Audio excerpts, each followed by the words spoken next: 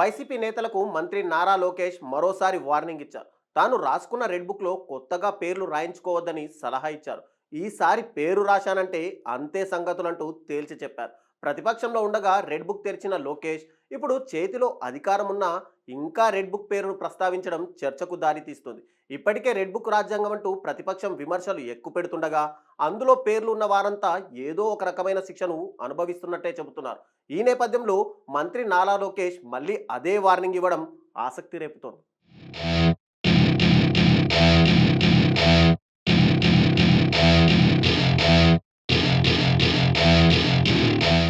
ప్రకాశం జిల్లా కనిగిరి నియోజకవర్గంలో బుధవారం పర్యటించిన మంత్రి నారా లోకేష్ మరోసారి వైసీపీ నేతలకు వార్నింగ్ ఇచ్చారు. టీడీపీ ప్రతిపక్షంలో ఉండగా వైసీపీ నేతల చేష్టలను భరించామని, ఇప్పుడు మాత్రం అలా భరించాల్సిన అవసరం లేదని తేల్చి చెప్పారు. కనిగిరిలో రిలయన్స్ ఎనర్జీ ఏర్పాటు చేయనున్న కాంప్రెస్డ్ బయోగ్యాస్ ప్లాంట్లపై కొందరు నేతలు దుష్ప్రచారం చేస్తున్నారని లోకేష్ మండిపడ్డారు. సిబీజీ ప్లాంట్ల వల్ల ఎలాంటి అనారోగ్య, పర్యావరణ సమస్యలు లేకపోగా కావాలని రాజకీయ ప్రత్యర్థులు తప్పుడు ప్రచారం చేయడాన్ని లోకేష్ తప్పుబట్టారు. ఇలా లేనిపోని మాటలతో అభివృద్ధిని అడ్డుకుంటే తాను చూస్తూ ఊరుకోనని, తన వద్ద రెడ్ బుక్ ఉందని, అందులో మీ పేర్లు రాస్తానని వార్నింగ్ ఇవ్వడం సంచలనం రేపుతోంది. టీడీపీ ప్రతిపక్షంలో ఉన్నప్పుడు వైసీపీ ప్రభుత్వం అణిచివేతకు గురి చేసిందని, ఆ సమయంలో టీడీపీ నేతలు, కార్యకర్తలను ఇబ్బంది పెట్టిన వైసీపీ నేతలు, అధికారులు, పోలీసుల పేర్లను తాను గుర్తుంచుకుంటున్నానని లోకేష్ గతంలో చెప్పారు. యువగలం పేరిట నిర్వహించిన పాదయాత్రలో వేధింపులపై టీడీపీ కార్యకర్తల నుంచి ఫిర్యాదులు ఎక్కువగా రావడంతో రెడ్ బుక్ తెరుస్తున్నట్టు అప్పట్లో లోకేష్ ప్రకటించారు.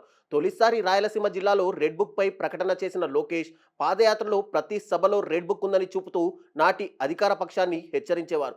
ఆ సమయంలో లోకేష్ వార్నింగ్లను తేలిగ్గా తీసుకున్న వైసీపీ నేతలు ఇప్పుడు ఆ ఫలితం అనుభవిస్తున్నారని చెబుతున్నారు. గత ఏడాది జూన్లో కూటమి అధికారంలోకి రాగానే మంత్రి లోకేష్ రెడ్ బుక్ ప్రకారం నడుచుకుంటున్నాడని ప్రభుత్వంపై వైసీపీ విమర్శలు మొదలుపెట్టింది.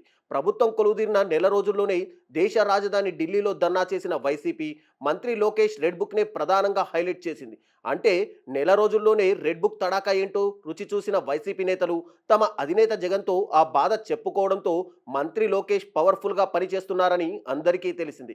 ఇక వైసీపీ నేతలపై కేసులు, అరెస్టులు అన్నీ రెడ్ బుక్ ప్రకారమే జరుగుతున్నట్టు ఆ పార్టీ ఆరోపిస్తుంది. మరోవైపు గత ప్రభుత్వంతో అంటకాగినట్లు ఆరోపణలు ఎదుర్కొంటున్న పోలీసులు, ఇతర అధికారులు కూడా రెడ్ బుక్ పనిష్మెంట్ ఇచ్చినట్టు ప్రచారం జరుగుతుంది. అప్రధాన పోస్టింగ్లతో అధికారులు, పోలీసులు కోరలు పీకేయడంతో మంత్రి లోకేష్ రెడ్ బుక్ పేరు చెబితేనే హడలిపోయే పరిస్థితి నెలకొందని అంటున్నారు.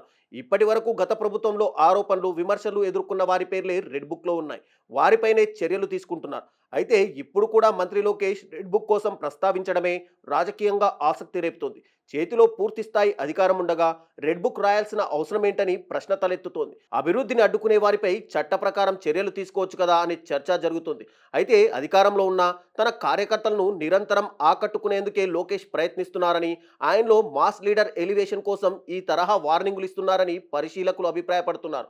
ఏదైనా సరే లోకేష్ మళ్ళీ మళ్ళీ రెడ్ బుక్ అంటూ హెచ్చరిస్తుండడం వైసీపీ శ్రేణులకు ఆందోళనకు గురిచేస్తోంది.